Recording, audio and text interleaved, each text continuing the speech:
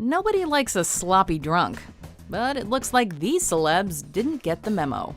Welcome to WatchMojo.com, and today we're counting down our picks for the top 10 celebrities wasted on live TV. I'm talking about kickboxer right here on Spike TV. He said Dave Grohl got a little. Before we begin, we publish new videos every day, so be sure to subscribe for more great content. For this list, we are showcasing the times it was painfully obvious that a celebrity was drunk, stoned, or otherwise out of it during an interview. What'd you say? What are you going to be doing on this tour? I'm going to be doing Papa's Got a Brand New Bag, Living in America, Sex Machine, get up off of that thing. I feel good. Number 10, Anna Nicole Smith. You never know what you're going to see on live TV, especially when Anna Nicole Smith was involved. The former model and television personality was known for her hard-partying ways. Her bizarre behavior was seen on everything from talk shows to her short-lived reality show, The Anna Nicole Show. Still, no one could have predicted her memorably hazy appearance at the 2004 American Music Awards. Though she was on stage for barely a minute, the visibly intoxicated presenter slurred her way to several infamous quotes. And if I ever record an album, I want this guy to produce mine and make me beautiful duets. Her boozy performance made the rounds on the internet, and Smith later denied being drunk. But popular opinion and videos suggest otherwise. Number 9. Tracy Morgan. I'll have an apple juice. Oh, we don't have apple juice, sir. Then I'll take a vodka and tonic. This funny man is known for playing a parody version of himself on 30 Rock, and he played up his partying ways for laughs both on the show and in his stand-up. But on his appearance on El Paso's KVIA morning show, Morgan was playing it for real, and was clearly still recovering from a night out at the local strip club. Texas El Paso, I'm telling you, man, I went to Jaguars last night. I love the ladies here. Wow. Oh my God. Despite the interviewer's best efforts, the interview quickly went off the rails when Morgan inevitably took his shirt off as part of, quote, a mating call. You hear that? Look at that. That's a mating call. That's a mating call. The ludicrous segment was something even the 30 Rock writers couldn't make up. Number 8. Ben Affleck. They would like it better if you did the show topless at the station, wouldn't they? Word to the wise, tequila and talk shows don't mix. Affleck has been the star of several inebriated interviews, but nothing quite compares to his 2004 appearance on Québécois TV. On set to promote his film Jersey Girl, the actor spent his time groping host Anne-Marie Lozic instead. Stop it! What are you doing? Stop moving! Stop it!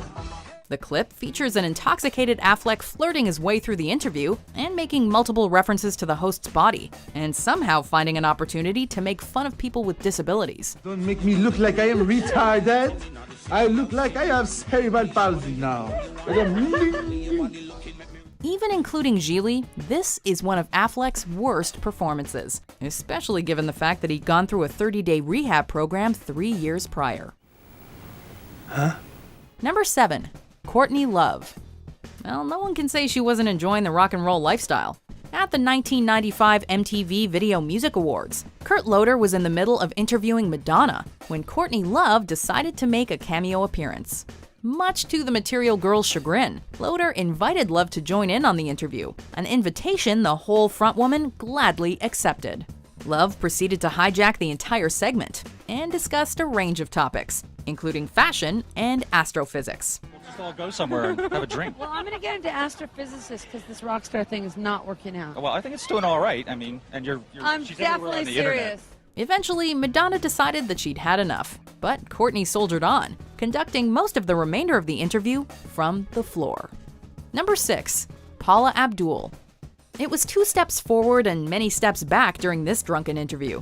The 80s pop star had a 2000s revival thanks to the reality sensation American Idol. But more than a few people questioned the judge's sobriety thanks to some slurred words and flirty behavior. Did you like that, Paula?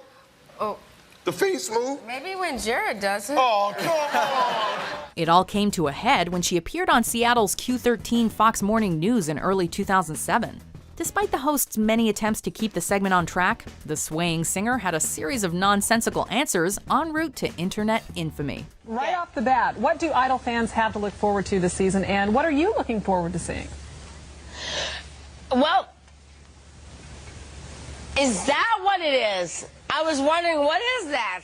Her publicist later attributed her behavior to fatigue and technical difficulties, but few seem to agree.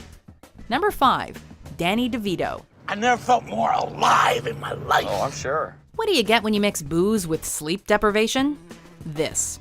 For this infamous 2006 interview on The View, DeVito showed up direct from an all-night bender, drinking his patented limoncellos. No, I knew it was the last 7 limoncellos that was going to get me. Yes, exactly. The resulting interview played out like a real-life drunk uncle segment, right down to the political rant. Trying to, figure out what to do with our country and our women and men in the military. DeVito channeled his inner Frank Reynolds by exhibiting all sorts of cartoonish behavior, and even rambled his way through the entire plot of Deck the Halls, much to the audience's chagrin. Mercifully, Rosie O'Donnell ended the segment, but not before the intoxicated actor went for a little on-air cuddling. Really good. You loved working with Matthew. And there's a lot of other stuff Yeah, in it I that's know. very Honey, funny. read that right there. Number 4. Mark Wahlberg. I don't drink. No, it's a recipe for disaster. No, but I said, did take please, acid nobody about let me 40 have minutes nuggets and No one likes drunken rambling, but that's what the audience got when this actor made an appearance on The Graham Norton Show in 2013. The Irish host is known for feeding celebrities alcohol, but it's clear that Marky Mark had one too many shots of something before going on camera. Many people have been wrongfully convicted, and the system is flawed. So we need to figure that out. And our elected officials, more than not, are corrupted by power and enticed by money, and that's a problem. That's a situation that we need to deal with. The 15-minute interview felt like it lasted an eternity, especially after Wahlberg interrupted guests and cozied up to both the host and Sarah Silverman. Retail store, a discount women's clothing store called Crazy Sophie's Factory Outlet. It smells so good. The inevitable hangover must have made his flight back across the pond as uncomfortable as this interview. Number 3. Bill Murray. Normally, Bill Murray can do no wrong. The illustrious comedy career, the hilarious talk show appearances, the effortless swagger. But the bigger they are, the harder they fall. The comedian learned that the hard way during a boozy appearance on The Last Word with Lawrence O'Donnell in 2015. Fresh off a vodka-fueled appearance on Late Show with David Letterman, Murray wandered onto the set and disrupted the serious news program with some major slurring. I think you're doing great. Do you remember? You're doing great, and when he said, would you come? It wasn't a question. Rather than laughs, the appearance earned Murray nothing but scorn from O'Donnell, especially after he crashed off his stool. Number 2. James Brown. We've all had our fair share of drunk karaoke, but James Brown took it to another level in a raucous 1988 interview on CNN's Sonia Live. The godfather of soul started off the interview singing a drunken version of Livin' in America. How did all of this trouble begin? Living in America. And kept returning to it. Despite his joyful mood, the funk legend was actually on air to discuss allegations of shooting at his wife. Now, James, this isn't the first time you and your wife have had a problem. Are the two of you going to be able to work this out? Let's talk about some music. The whole interview was a bit of a debacle, as Brown redirected the host's questions with a series of memorable sound bites. And what are you going to say to your fans when they ask you some questions about it? I'm going to say I feel good. The legendary clip lives in infamy, and even resurfaced after Jordan Peele released a parody version in 2015. Because I look good, I smell good, I feel good. Before we unveil our number 1 pick, here are some honorable mentions. I think it was confidential in the Daily Telegraph this morning. I did. Yeah, whatever it was. But there's a lot of Greeks here in Australia. Yeah. Greeks, I'm asking you, don't buy this paper. No drink. He must be. Non. I'm not drunk today. Il est normal, vous imaginez quand il est sous. Non, vous inquiétez pas, Whitney. Sure about that. Are you sure you're not drunk? Non, il est pas vraiment sous, c'est son état normal. Très bien. Number 1. Steve-O. If I did not love Adam Carolla, then I would not love my business being here. Right. There was a time when Steve-O was known as much for his hard partying ways as he was for his dramatic stunts. His self-destructive behavior was on full display in a 2005 appearance on Too Late with Adam Carolla. The stuntman spent this interview breaking the set, tackling the host, and barely keeping his pants on. It's no surprise that his demons eventually caught up to him. He entered psychiatric treatment in 2008 thanks to severe addictions to cocaine, PCP, and nitrous oxide.